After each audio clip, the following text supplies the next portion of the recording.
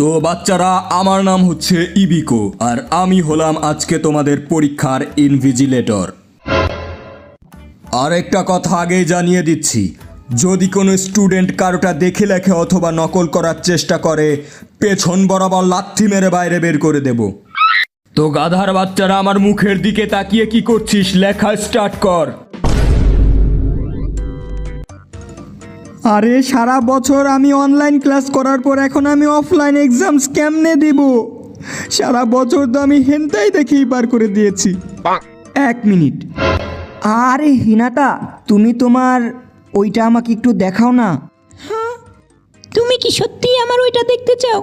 হ্যাঁ হিনাতা, একটু দেখাও, শুধুমাত্র 2 মিনিটের জন্য। কিন্তু মানে আমি এখন কেমনে দেখাবো? আমার তো এত মানুষের সামনে কাপড় খুলতে লজ্জা লাগছে। তুমি না হয় এক্সামের পর স্কুলের পেছনে ওই ছোপের কাছে আমার সাথে দেখা করো, ওইখানে আমি আমার সব দেখিয়ে দেব। আরে শালি, আমি বলছি অ্যান্সার শিট দেখানোর কথা।